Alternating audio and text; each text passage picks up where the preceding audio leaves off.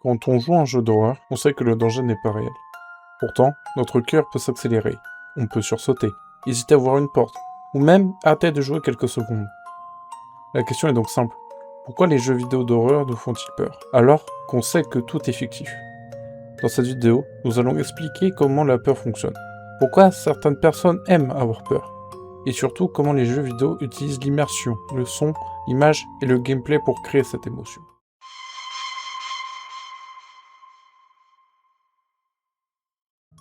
Pour commencer, il faut définir ce qu'est la peur. La peur est une émotion intense, déclenchée par la perception d'une menace imminente. Elle provoque une réaction d'alarme dans l'organisme. Cette émotion n'est pas seulement psychologique, elle a aussi des effets physiques. Le rythme cardiaque s'accélère, les muscles se tendent, la respiration peut devenir plus rapide et le corps se prépare à réagir. Sur le plan biologique, la peur implique notamment l'amygdale qui aide à identifier le danger, puis l'hypothalamus qui active le système nerveux sympathique.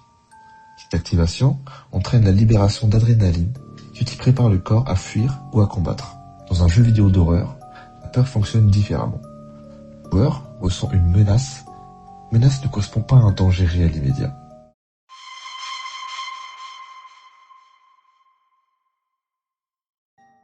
Le paradoxe est important. Certaines personnes recherchent volontairement des expériences effrayantes. Les chercheurs appellent cela la peur récréative.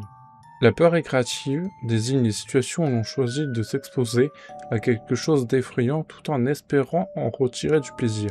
Les films d'horreur, les maisons hantées et les jeux vidéo d'horreur entrent dans cette catégorie lorsqu'ils sont vécus dans un cadre sécurisé. Le plaisir ne vient pas simplement du fait d'avoir peur. Il dépend de l'intensité de cette peur. Une peur trop faible peut être ennuyeuse, mais une peur trop forte peut devenir désagréable. Le plaisir apparaît surtout quand la peur reste à un niveau intermédiaire, assez forte pour stimuler, mais pas trop forte pour dépasser nos limites. Il faut aussi préciser que tout le monde ne recherche pas la peur. Les réactions face à l'horreur varient selon les individus. Par exemple, selon la recherche des sensations fortes, la sensibilité à la peur ou à l'empathie. Dans les jeux vidéo, cette peur devient particulière parce que le joueur n'est pas seulement spectateur. Il agit, avance, explore, prend des décisions et doit parfois éviter directement la menace.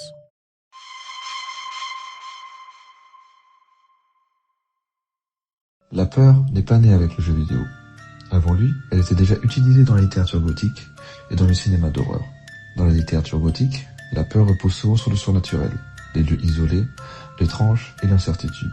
Le lecteur doit imaginer mentalement les lieux et les menaces, ce qui montre que la peur peut être créée par le récit avant même d'être montrée visuellement. Le cinéma d'horreur ajoute ensuite l'image et le son.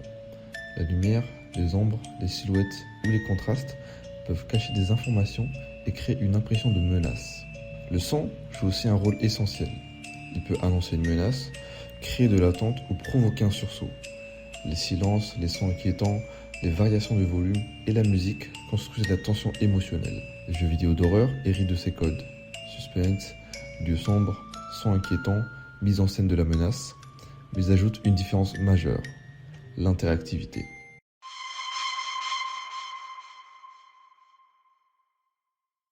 Le jeu vidéo d'horreur ne naît pas directement comme un genre déjà défini. Il se construit progressivement à partir d'influences venues de la littérature gothique, du cinéma d'horreur et du jeu d'aventure. Un des premiers exemples importants est Haunted House, publié par Atari en 1982 sur Atari 2600. Le joueur explore un manoir hanté, cherche les morceaux d'une urne magique et doit éviter les créatures dans l'obscurité. Dans ce jeu, la peur repose surtout sur la suggestion et l'imagination, car les graphismes sont très simples. Le personnage est même représenté par une simple paire d'yeux dans le noir. Au début des années 1990, Alone in the Dark marque une étape importante. Le jeu combine exploration, énigmes, ressources limitées, atmosphère oppressante et angle de caméra fixe. Puis, en 1996, Resident Evil popularise fortement le survival horror. Le jeu installe des codes comme l'exploration d'un lieu fermé, les ennemis dangereux, les énigmes, l'inventaire limité et le manque de ressources. La peur dans Resident Evil vient en grande partie de la vulnérabilité du joueur. Il faut économiser les munitions, gérer les soins, éviter de se retrouver sans ressources face aux monstres.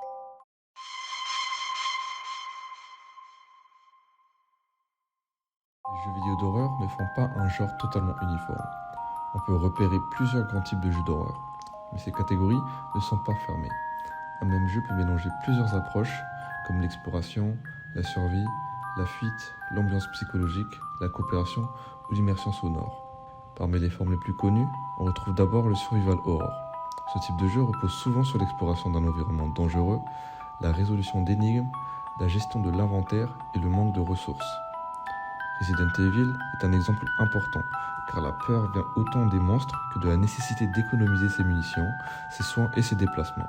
On retrouve aussi des jeux qui s'appuient davantage sur l'horreur psychologique. Dans ce cas, la peur ne vient pas uniquement d'un ennemi visible ou d'une attaque soudaine, mais aussi de l'ambiance, des symboles, des souvenirs, de la culpabilité ou du traumatisme. Silent Hill 2 illustre bien cette approche, car le jeu met en avant des peurs plus intérieures et plus ambiguës. Un autre type important est celui des jeux de fuite et de dissimulation. Dans ces jeux, le joueur est souvent vulnérable, car il ne peut pas vraiment combattre la menace. Il doit donc observer, fuir, se cacher et éviter la confrontation. Outlast fonctionne beaucoup sur cette logique, puisque le joueur doit survivre dans un environnement hostile sans être présenté comme un combattant. Il existe également des formes d'horreur plus immersives, notamment avec la réalité virtuelle. Dans ce type d'expérience, la peur peut être renforcée par le fait que le joueur se sente placé directement dans un environnement tridimensionnel, plus enveloppant qu'un écran classique. Le son, les restrictions visuelles et le sentiment de présence peuvent alors intensifier la peur ressentie. Enfin, certains jeux d'horreur développent une dimension sociale ou multijoueur. Dans ces expériences, la peur ne vient pas seulement du jeu lui-même, mais aussi des réactions des autres joueurs, de la communication et de la coopération. Phasmophobia en est un bon exemple, car les joueurs doivent enquêter ensemble sur des phénomènes paranormaux, ce qui transforme la peur en expérience collective. Donc, ces catégories permettent de mieux comprendre les grandes manières de créer la peur dans les jeux vidéo. Mais elles ne résument pas du tout le genre. Il peut exister d'autres formes d'horreur et surtout, beaucoup de jeux mélangent plusieurs mécanismes pour produire une expérience plus riche et plus imprévisible.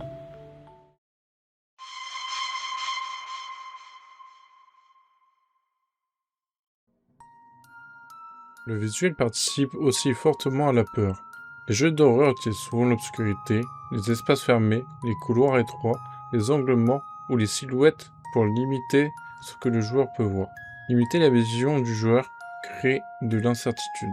Si on ne voit pas clairement ce qui est devant nous, notre imagination complète les blancs.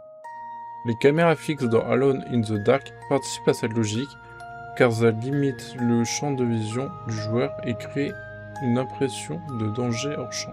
La lumière est également importante. Comme au cinéma d'horreur, les ombres et les contrastes peuvent cacher une menace ou guider l'attention du joueur. Dans les jeux d'horreur, le visuel ne montre donc pas toujours directement la peur. Il la suggère, il la retarde et il pousse le joueur à imaginer ce qui peut arriver.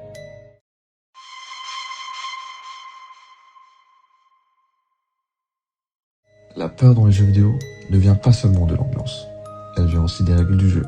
Dans le survival horror, les ressources limitées créent de la tension. Si le joueur manque de munitions ou de soins, chaque décision devient plus stressante. Dans le jeu comme Outlast, la peur vient au contraire de l'impossibilité de combattre. Le joueur doit observer, fuir et se cacher, ce qui renforce le sentiment d'impuissance. Dans Amnesia The Dark Descent, le joueur explore un environnement menaçant en évitant les dangers plutôt qu'en les affrontant directement. Cette vulnérabilité renforce l'immersion et la peur. Les mécaniques de gameplay transforment donc la peur en action.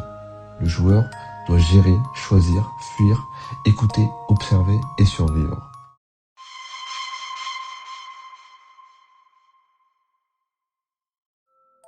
La peur dans les jeux vidéo peut avoir plusieurs effets. Elle mobilise des mécanismes physiologiques, cognitifs et psychologiques.